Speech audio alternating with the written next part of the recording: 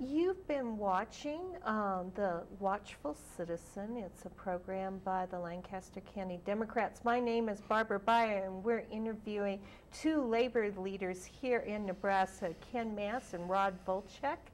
And we're talking about the Employee Free Choice Act. And we were talking about how this benefits everybody in the workplace. So there's been a lot. I've seen some commercials about, oh, this will take away the secret ballot. Can you talk to that? Sure can. Those commercials that are being run here in Nebraska and other states basically are untrue. They do not tell the truth. They want to make it, and they've got some of our members concerned because when they run on there, it's saying taking away the union's right to a vote. Mm-hmm. Well, it's incorrect, and I wish they would tell the truth instead of the negative stuff. But the Employee Free Choice Act does not take away the secret ballot. Okay. It just moves it from the employers having a right for election to the employees that are trying to organize having the right to do that. So that's what it does, and it does not take away the secret ballot. It's there, but it's up to the employees to make that decision. So it's really an act that lowers the level of intimidation that can come from large employers towards their workers.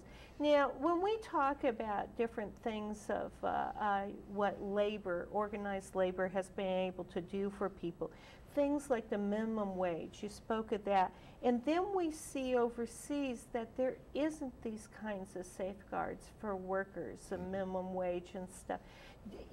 I know I'm kind of far afield here, but how do you respond to those kinds of things, those unequal employment standards across the globe? Well, we try to do the best we can. I mean, getting the word out. And like I said previously, there are about 67 million people that want to organize today. And that's here in the United States. How do you know that? Through polls. Through polls, and there's a new report coming out. It'll be out Wednesday by the Center of National Progress, and we'll be releasing on that on Wednesday. But we know that because of and 78% of Americans support the Employee Free Choice Act. Okay. And that's a high percentage. Yeah, it really is incredible. Now that percentage is when it's defined in its right terms of what it's supposed to do, not the negative stuff, not the untrue stuff. Mm-hmm. It's the positive stuff that the 78% do support the Employee Free Choice. And Barb, it's the positive thing to do, you know. With the Employee Free Choice Act, when our opponents against it have to come out and basically say it's going to take away your democracy to a right to a secret ballot, and they're wrong on that, that just goes to show you this is good legislation, this is positive legislation, and this is good for all workers, whether you're organized or whether you're just non-organized. It's still good because it raises the level of the community standards and helps everybody persevere, even the companies on that. So it's good legislation. It's just unfortunately you get the Chambers of Commerce come out and say, you know, we care about the employees' right to a vote and that's why we're against it. Well, that's like putting the fox in charge of the hen house. Okay. You know, it just does not work. And that's why the Employee Free Choice Act should be passed and will be passed once it gets to President Obama's desk. I would think that if more people could unionize, you say 67 million, was that what you said?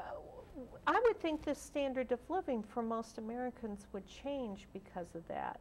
What kind of impact, what kinds of sectors of employment could be organized through this?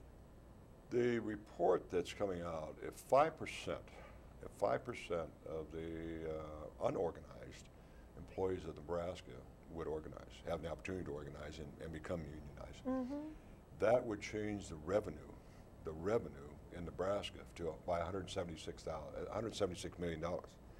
By raising their wages, raising their standard of living, which turns over that money in the community, not only in where they live, but the state and the federal benefits all workers in Nebraska, and helps the coffers in the state of Nebraska by an economy that we're going through right now is on a downturn. So it's a very positive move that can benefit the whole state and the whole cities. Yeah. And when you say turning money over, you mean that if a person has a living wage when they're working and then they go to their small town grocer or to maybe a place where they get a DVD or whatever, that they're able to spend more money and that actually goes and enriches the whole community. That's correct. Yes. It just spreads the wealth for everybody, makes a greater standard of living for everyone. You talk about, you stated about living wage.